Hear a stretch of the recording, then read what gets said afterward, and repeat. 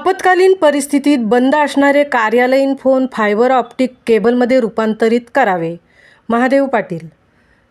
रायगड जिल्ह्याची तसेच म्हसळा तालुक्याची भौगोलिक परिस्थिती लक्षात घेता मान्सून काळात येणाऱ्या पाऊस, पूर, वीज तसेच अन्य आपत्तींचे व्यवस्थापन करण्यासाठी सर्व यंत्रणांचा समन्वय असणे आवश्यक आहे.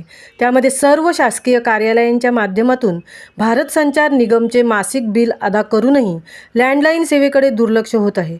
त्यामुळे जिल्हा मुख्यालयातील विविध कामातील लँडलाईन फोन कार्यरत होतील आणि जिल्हा तालुक्यांतून संपर्क अथवा दळणवळण यंत्रणा सक्षम होईल अशा पद्धतीने स्थित्यंतर व्हावे अशी मागणी म्हसळ्याचे माजी सभापती तथा सामाजिक कार्यकर्ते महादेव पाटील यांनी जिल्हाधिकारी, जिल्हा पोलीस अधीक्षक आणि मुख्य कार्यकारी अधिकारी जिल्हा परिषद यांच्याकडे केली आहे.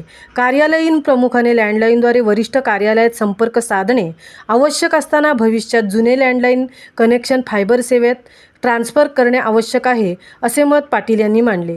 कित्येक कार्यालयांचे लँडलाईन फोन अनेक महिने बंद असताना बिले दिली जातात, तर ग्रामीण रुग्णालय म्हसळासारख्या आपत्ती काळात महत्त्वाची भूमिका बजावणाऱ्या आस्थापनेत लँडलाईन फोनची सुविधा नसणे म्हणजे जलद आणि विनाअडथळा संपर्क साधण्याचे आदर्श उदाहरण ठरावे असे पुढे येत आहे.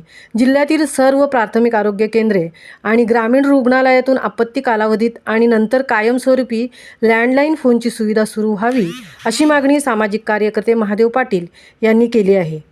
मुंबईसह संजय खांबेटे, म्हसळा.